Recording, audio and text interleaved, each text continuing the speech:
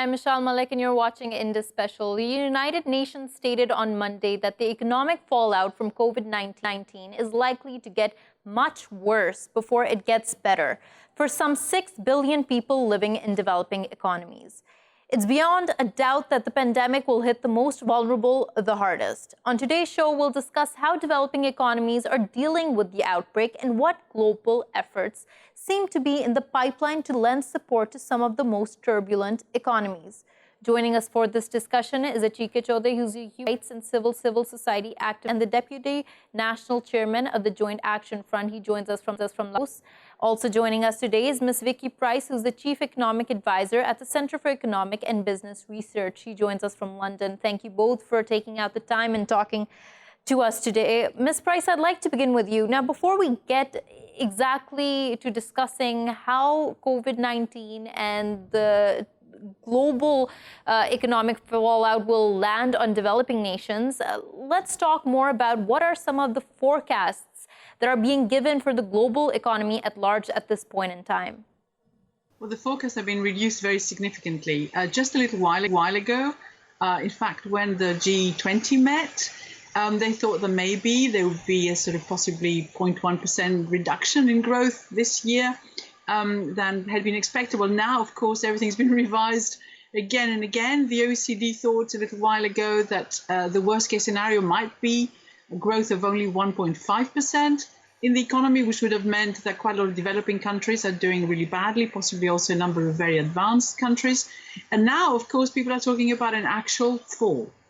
We haven't seen that in ages. And of course, trade has collapsed. Borders have closed.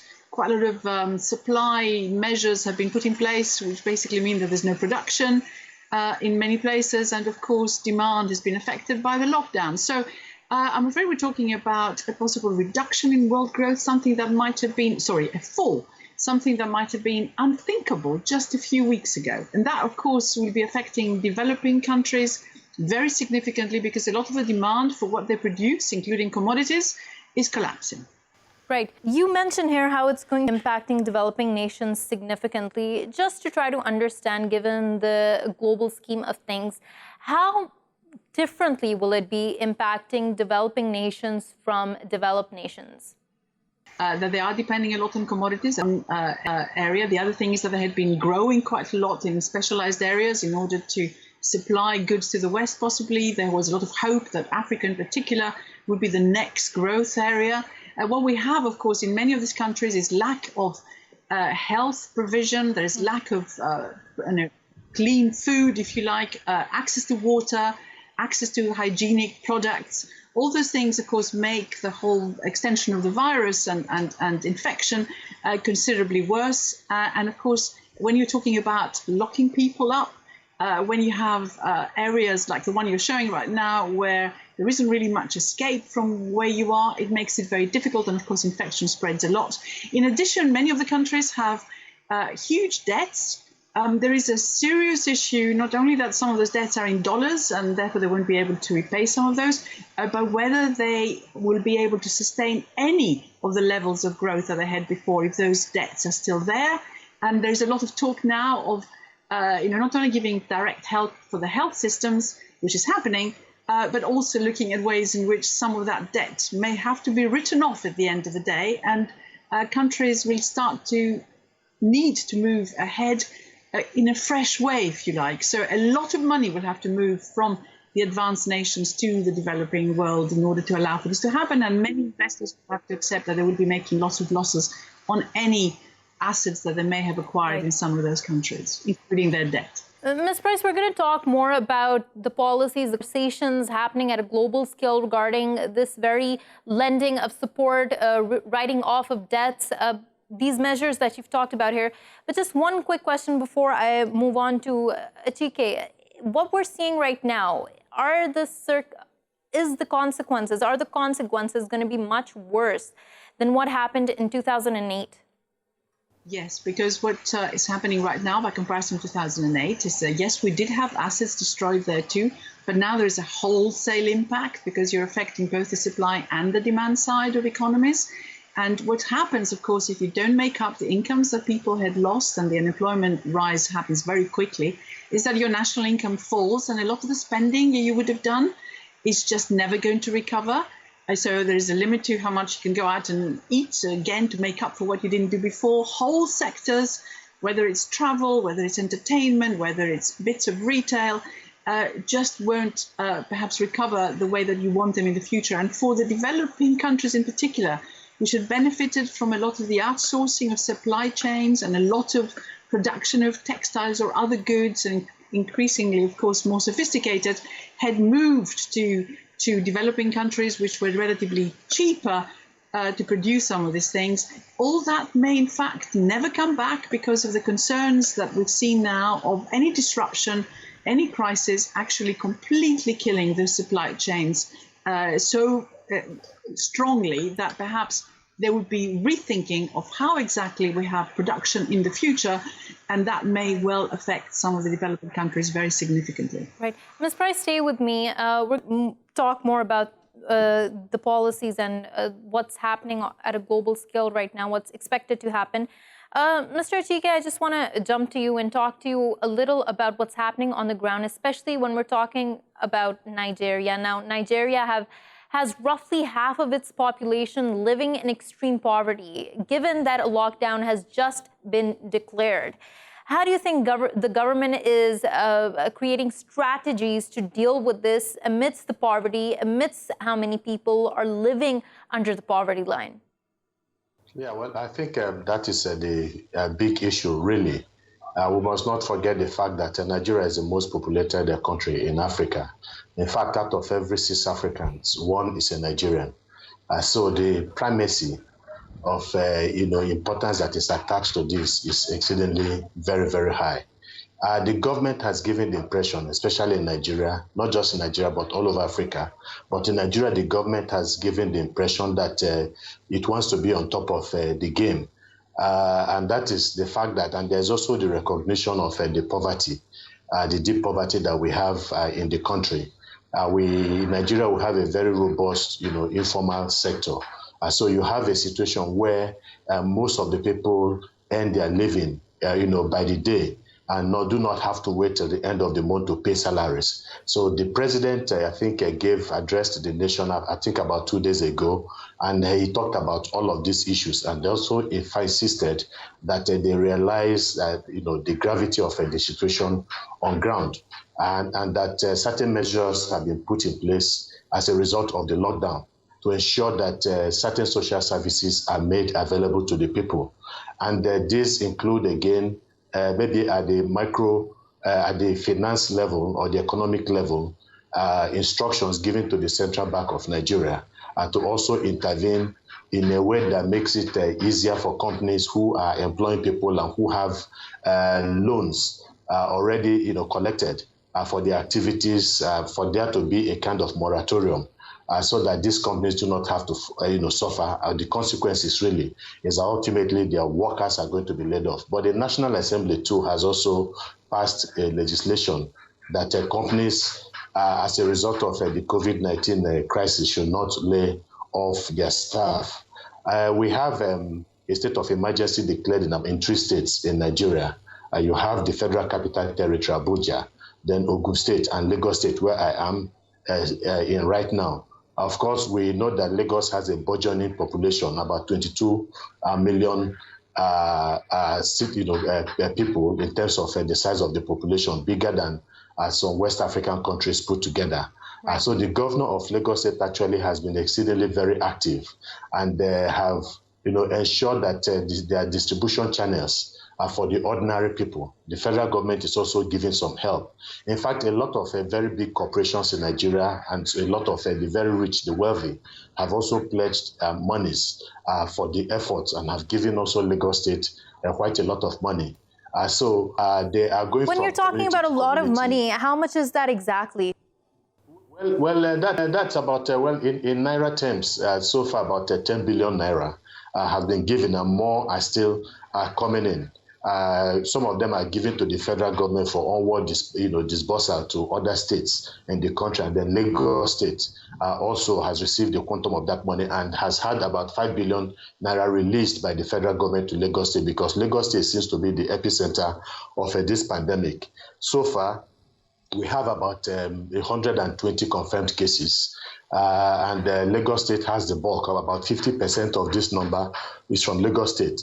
But that is not to say that I think what worries people, apart from the declaration of this number 120, is the fact that not so many people are being tested, because we just have 5 testing facilities all over the country. So there is a possibility that there are those who are out there within the communities who have also not been tested. So we cannot exactly beat our chest and say, look, we have 120 positive, those who have tested, about 120 of them have tested positive. It could be much more than that.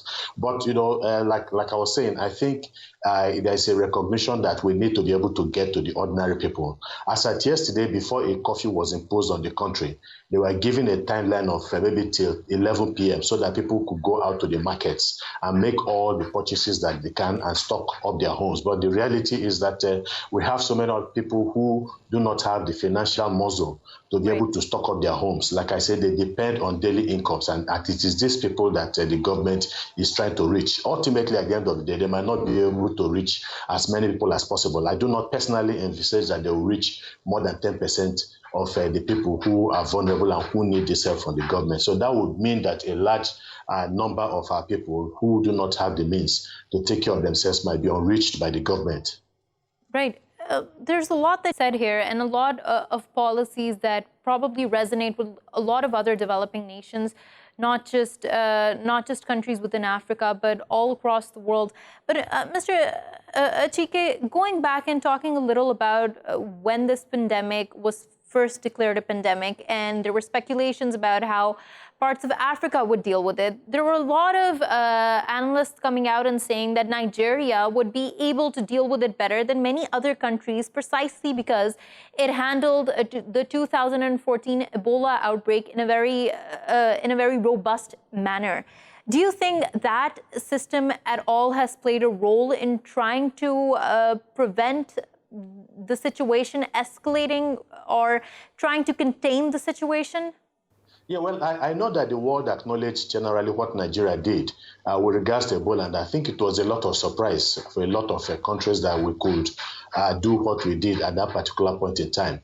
But again, we cannot, the context of that particular Ebola crisis cannot be taken away from what is going on right now. The reality is that this is a different scenario.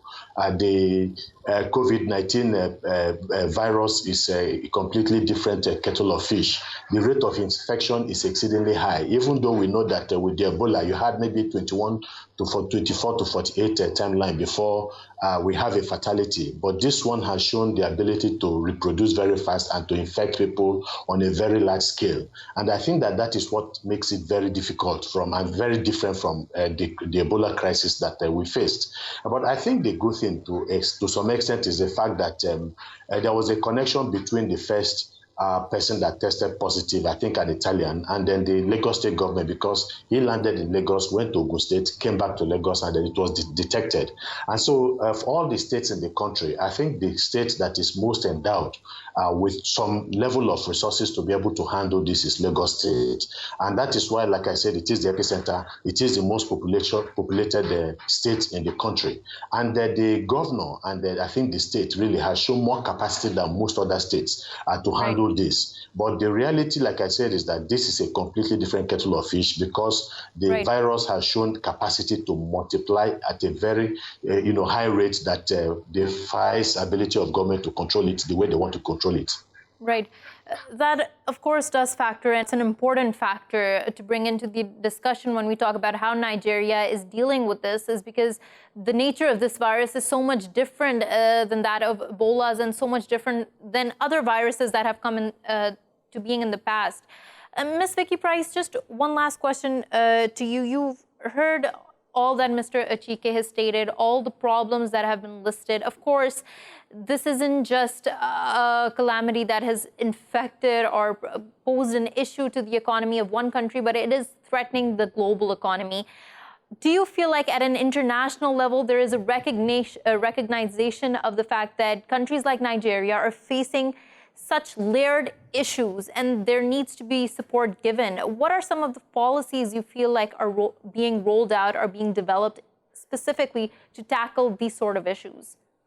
I think there is recognition that the developing countries have different needs. Of course, quite a lot of the national emphasis has been on supporting domestic economies. It's a bit easier to do that in developed countries than is the case elsewhere. But there is already the beginning of movement of funds to support health systems in particular.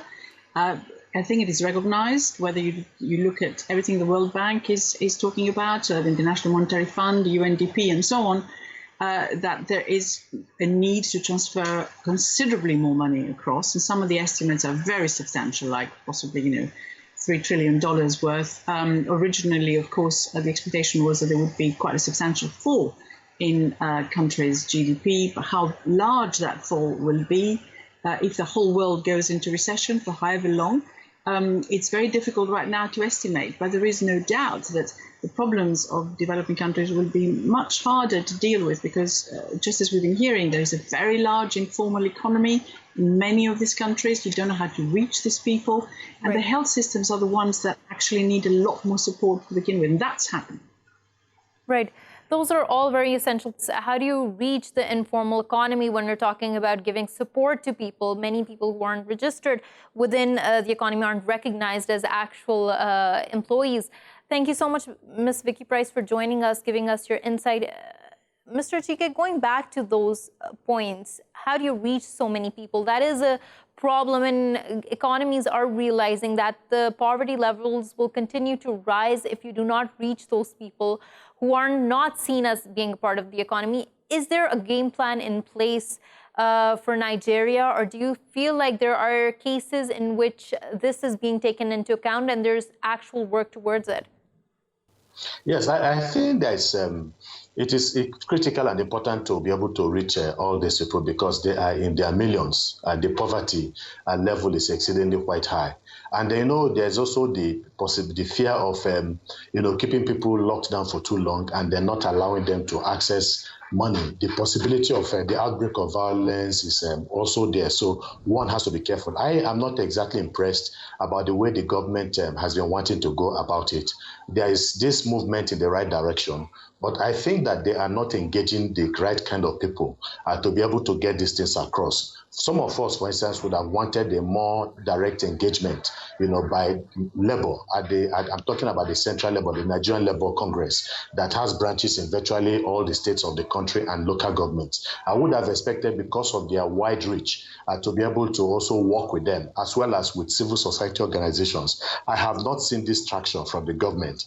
And whatever it is that the government wants to do, if the government does not move along that line to engage these bodies, especially organized labor and then the civil society organizations, it will be difficult to be able to reach all of these people. So the federal government must be able to work with state governments, who must be able to work with local governments, who must also work with workers, civil societies, and so on. And in doing that, I think they'll be able to go a very long way in reaching all kinds of people that are in very difficult and very far-flung locations within the country. It is critical that we get that done as quickly as possible. Right. Stay with me, Mr. Achike. I want to jump to another guest who's just joined us, Mr. Joseph Chang, who's an analyst specializing in Chinese politics and international relations. He joins us from Hong Kong. Thank you so much, Mr. Chang, for taking out the time and joining us on the show today. Now, we're talking about what can be done at an international scale, but also what can be done at a regional scale. When we're talking about Asia specifically, and we're seeing so many developing nations, India, Pakistan, Bangladesh, all these countries struggling, do you feel like there can be greater cooperation, greater coordination in order to somehow, if not mitigate, but at least try to cushion the impacts of what we're seeing being a global economic fallout? Well, there are two things that they can do together. In the first place, they certainly need to coordinate so that information may be exchanged promptly and readily. Transparency is certainly called for, and obviously And obviously, at a regional level, you need to coordinate and ensure that you get the information promptly. And secondly, getting together may enable the countries concerned to articulate their voices, to articulate their demands more effectively. Certainly, regional countries need help from international organizations. And they certainly want international organizations like the World Bank, like the International Monetary Fund, like the World Trade Organization, and so on, to be aware of their difficulties and to be aware of their demands, so that any international programs introduced will be able at least to take into consideration of their interests, of their respective interests and demands. Right. Mr. Chang, I have two questions following from what you've stated. First of all, said that there needs to be greater information sharing, especially at a regional level. Now, many countries, many cooperations have put out the narrative that there has been a great amount of information sharing, especially when we compare it to the SARS outbreak or the MERS outbreak. Where do you feel like there is still room for improvement here? Improvement lies in coordination.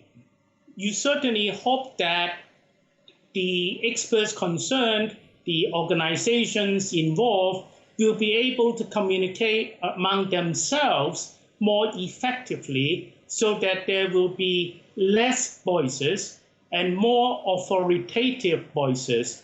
Otherwise, as you said, there may be a confusion of information. And it is important for all governments concerned to be honest and transparent, and hopefully to be helpful as well.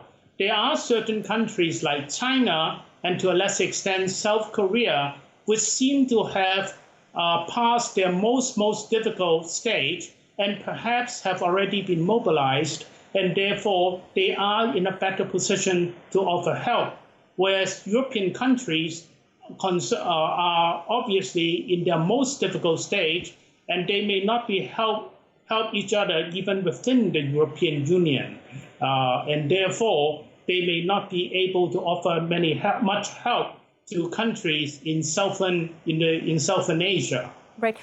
Mr. Chang, to the second question from your previous answer, but just what you said here, that South Korea and China seem to be in a position to offer help. Do you feel like for some countries, and I'm specifically talking about the United States, which has now become the epicenter of the outbreak, politics is still getting in the way of this information sharing, especially between the United States and China?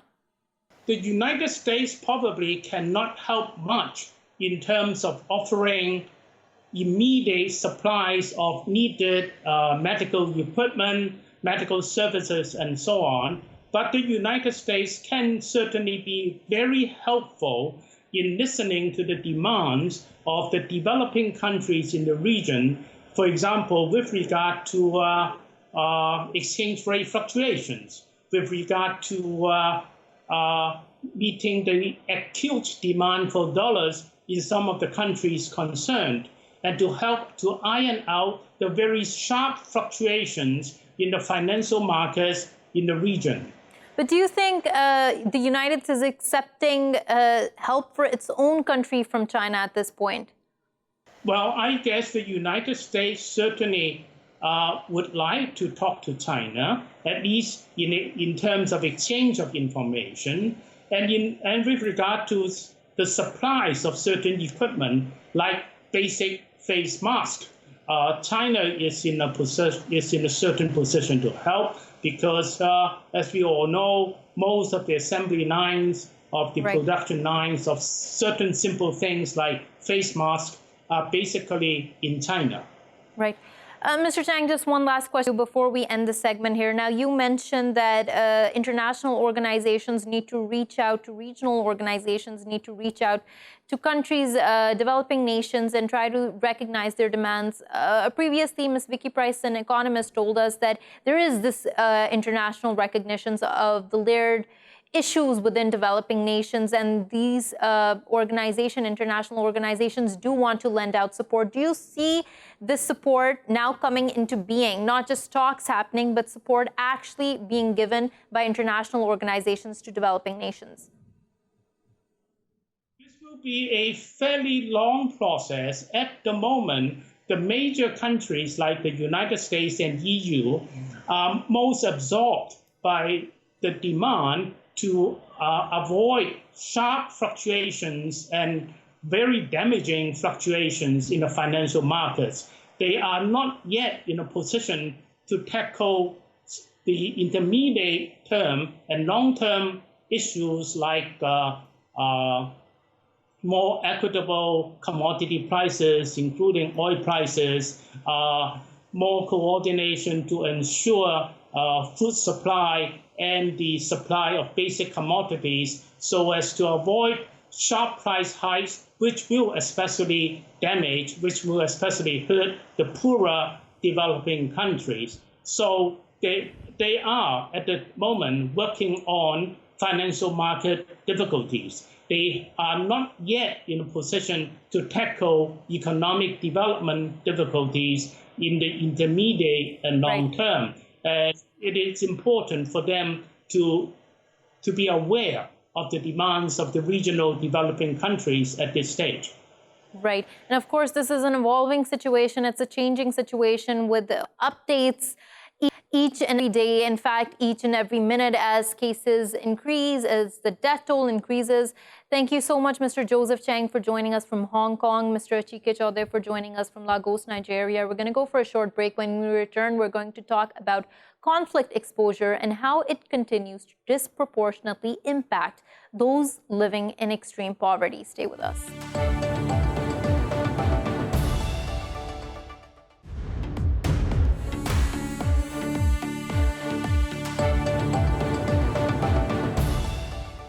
Welcome back to the show. Now, a new report titled Fragility and Conflict on the Front Lines of the Fight Against Poverty estimates that by 2030, up to two-thirds of the global extreme poor will be living in fragile and conflict-affected situations. We take a look at how conflict not only hinders, but rather unwinds the fight against poverty. Let's discuss this further with our guest today. Joining us is Professor Lyal Sunga, who's a human rights expert, joining us from Rome. Also joining us is Mr. Nicolai Gunderson, who's a political analyst at the Kingston University, London, author of The Privatization of Warfare. He joins us from London. Thank you both for joining us, and welcome to the show. Professor Lyal Sunga, I'd like to begin with you. Now, we know that many of the SDGs are surrounded and revolving around a better quality life, which of course is and implies that alleviating people from poverty, trying to improve their conditions by making many resources more accessible and the conditions that they live in better. But when we talk about these SDGs, do you feel like they have taken into account the dimension of conflict? Because what we are seeing is that conflict is unwinding not just one, but a plethora of these SDGs and goals. True that conflict is having a disproportionate impact on the progress towards SDGs, including SDG 1 on extreme poverty. You know, there was enormous progress between 1990 and 2010, where the rate of extreme poverty dropped from 36% down to 16%, then down to 10%.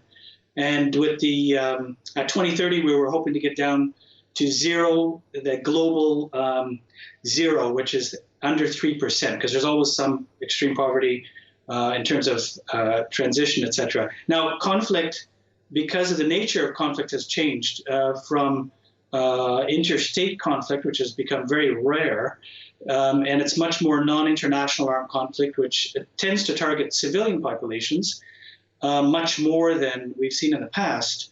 The effect is to, as you say, unwind a lot of the progress that has been made towards all the SDGs, as you mentioned, and in particular extreme poverty, the focus of this World Bank report. So that's quite worrying, and I think that the SDGs were well crafted because they did put the emphasis on the whole human dimension, including conflict and some other of the goals, etc. But the World Bank report is rightly refocusing, trying to put a very strong focus on conflict and fragile states, to say that the last, further progress in knocking out extreme poverty, because the progress has been decelerating now, won't be achieved unless we put a real strong focus on the fact that 3% of the world's population lives within 60 kilometers. Therefore, they're proximate to conflict zones. So that's really where we're at the moment, and that's what the World Bank report is trying to underline. Professor Sunga, let's take a more holistic and an on-ground view of what exactly happens with conflict exposure, talking about the various socio-economic dimensions that come into contact with conflict and how those impact the individual. How does it basically list out a number of violations against human rights and also stall development? Well, the way that the World Bank phrases these things is they don't mention human rights hardly at all. I mean, in the whole report, 115 pages, that is a characteristic of World Bank reports and analyses. But they're talking around the issue that you're hitting squarely, which is civil and political rights, economic, social, and cultural rights, as well as good governance, development, rule of law. This multidimensional factors, which all have to be addressed to boost the strength of the state and to reduce conflict, are the things that make a very clear, impact, intergenerational impact on human capital, and the way the World Bank phrases it, but on basically human rights. So one, I think, very good point that the World Bank made was that these effects from conflict and fragile statehood are intergenerational, and they cite a number of very interesting examples, one of them being Rwanda, another one being Eritrea and Nepal, where long-term conflicts, or very intense conflicts in the case of Rwanda, and I've been to Rwanda 5-6 times, and I've been to Nepal, and I've seen the devastation that is very long-term. So that Professor Sunga, stay with me on that point. I'm back to the intergenerational dimension of this, how it doesn't just stay during that period, but leaves a mark for all the generations to follow. But I want to bring Mr. Gunderson into this conversation. Mr. Gunderson, there is a term regarding conflict fatigue that we hear a lot, that being the term conflict fatigue, and the fact that the world at large has become apathetic to those living within conflict zones. But if we take an economic view of what happens when so many people are living in extreme poverty, how does that alone create ripples in the international scape? Well, I think this is a very interesting point. The notion of conflict fatigue, especially in the West, that we're exposed to Yemen, we're exposed to Syria, and fewer people care. This is an ongoing issue that I ask myself, are we humanizing the conflicts that are happening? Intergenerational poverty and whatnot is one major issue, but on top of that, we're seeing that there are companies that profit from conflict. So let's not forget that when you have intergenerational and successive wars and conflict, you also have wartime economies, private military companies and others who profit from such warfare, and they are often, of course, of Western origin. So I think there's also a double standard here that Western intervention in such conflict has often been political. And I think that feeds into the conflict fatigue because Western media and others don't necessarily humanize these conflicts. They don't necessarily focus on innocent children and others who are starving because of such conflict. Now, this is probably going to be a very difficult quote. I do want your take on this. The war economies that you've mentioned here, do you think the economic gains and benefits of them outweigh the benefits of what would be, and I'm talking in an economic sense, of what would be if all these people living in extreme poverty, their potential was maximized, their potential was exploited in the best way possible, giving them a fair chance to life and they becoming productive members of society? Who's going to answer that question? One of the issues we've seen, for example, with the Arab Spring and conflict afterwards is that there are no institutions to prop up peace. In addition, we've heard certain people say out loud that peace is an expensive proposition. So here I'm talking about political actors who are involved in war and who are profiting from it. They don't want the status quo to change. And that's part of the main issue here, that there are key players who are profiting from the status quo who would basically argue that without institutions who are able to make a top-down change towards peacetime, wartime profiteering is basically the status quo and it will continue as is. And there are so many actors who don't want that to change. Professor Sunga, that's an essential point. Now, with so many people profiting from war, it's going to become more unlikely that conflict and violence will decrease over the time. What can happen in terms of a structural change, even if we're talking idealistically, for this to be reckoned with? Well, it is a difference between short-term and long-term. Peace is expensive, but war is much more expensive in the sense that, and it depends on, yes, on the short term, there are private companies, mercenary companies, governments make a lot of money by rebuilding, for example, Iraq, the illegal invasion of Iraq in 2003. Many countries and their companies in those countries lined up to make short-term profits, and I mean short-term 5, 10, 15, 20 years. But the costs, of course, to the people of Iraq and to the international community as a whole, from the poverty, from internal displacement and refugee movements, and lack of having a major economic power not fully engaged in the international system, is, of course, much more costly. Right. So, Professor Lyal, so inter, but this really brings me back to the point that you mentioned earlier, which is the intergenerational impact of it. And I would just really like you to quickly help us understand that, how this, even if this profit is maximized within, for example, 10 to 20 years, how do the consequences continue on and on for decades? Well, this is what you find in the World Bank report. Some interesting examples that show that conflicts and they take again Rwanda I could mention, but there's others like Somalia and some others where the children turn out to be victims, and it turns out that if you look further down the line, in terms of health, access to public services, cognitive development, these very important indicators, access to electricity, sanitation, and health. The indicators are 20 years and they impact the children's children. So it's really measurable as an intergenerational deleterious or negative impact. So that's one of the things I think that the World Bank report brings out very well. And there's any number of examples around conflict that we see. Right. So I just want to maybe add one very quick small point, and that is that if you look at what schools and hospitals cost, it's minuscule compared to what war costs. Right. The war, in terms of just dollar per dollar, it's way much more to spend money on arms and to do military operations, which cause a lot of damage. And the other things cost very, very little. Right. I just want one last question to Mr. Gunderson here. Mr. Gunderson, now, keeping in context what is happening in the world right now, especially when we're seeing one pathogen cause destruction all over, and all these countries with military might are just standing there with shocked expressions, basically.